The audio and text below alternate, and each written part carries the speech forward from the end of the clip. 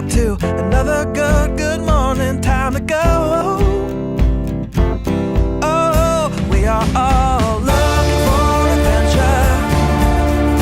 We are all looking for adventure. We are all Welcome back to the 3x5 Life podcast. Yes. So, one thought in 3 to 5 minutes. What are we talking about today, Jessie? So today we are going to do a deep dive into PM routines. If you tuned in last week, we had talked about the creation of what we call masterpiece days. And we both feel very strongly that that starts the night before. And so we thought that we would unpack a little bit for you a PM routine today. Yeah.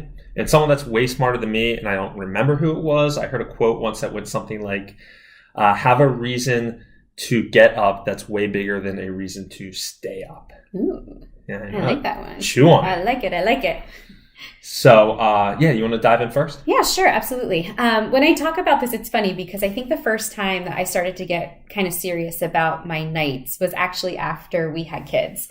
So our daughter Hadley is 7. And, when you have the first, I feel like we read all the books and we, tried to get all that information that we could. And we were super serious about sleep. And we would start what we think of now as an insane nighttime routine for her. We would dim the lights and I would have, Peaceful Baby and the essential oils, and I would, give her baby massages with lavender, and we would have the noisemaker on, and we would have the room darkening curtains, and, literally I would have, subscribe to anything that would get her to sleep so that we could actually get some sleep. And what's funny about that is we would go through this, hour, sometimes 2-hour routine to get her to bed. And then literally we would walk back into our room and turn off the lights and be like, all right, we're out. Good night, and wonder why I was waking up throughout the night multiple times and why I was having a hard time falling asleep. And so it dawned on me that the reason why we do this for the little humans in our lives is because we know it fosters and supports sleep. Okay. So why do we not do the same things for us? P.S. At that time, I think we had like sheer curtains in our room. So even like just the room darkening curtains would have been like an easy first step for us. Yeah. So what can you do? And zooming out, looking at your current practices for how do you set yourself up for sleep? You don't have to do all those things I listed that we do for our children, but I think that some of them are pretty valuable. Yeah, and most people, if you Google routine, everybody talks about morning routine, mm-hmm. and more recently, I'd say over the last year, people are talking about PM routine, your PM bookend, but the morning starts the night before. Yes. If you want to have consistent mornings, if you want to wake up and be alive and do whatever your morning routine looks like, you need to start the night before, because if you're not getting to bed at a decent hour, you're not doing these different things we're going to discuss today, then it's just not going to happen. Mm-hmm. So that's why we wanted to start here with PM routine before we move and discuss AM routine in the future. Yeah, there's so much research too behind the importance of that nighttime routine and kind of following biorhythms and natural cycles. If you look at Ayurveda, the cycles of the moon and settling yourself down, and it really, I think, starts with your meals and your food, going back to food. But I think we don't really think about or recognize that window of when we eat and when we go to sleep. Research says that should be, ideally like almost like a 4-hour window by the time you finish your last meal and then the time you hit the bed. Which sounds ridiculous. Yeah.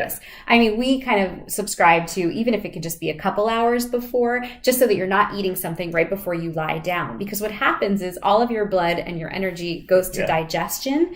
And what happens is you don't get that restorative sleep because it's all trying to work to digest your food instead of going to your brain to start, filing all of the memories and things that you created during the day. And so that 12-hour, I almost call it like a fasting period of the last meal and your first meal is so important for cellular regeneration and getting your biology where it needs to be to start your day. Yeah, exactly. I could nerd out on biology way too long. So. Yes, you could. Stop. Pull the plug. So, and also your digital sunset. When are you putting your devices away?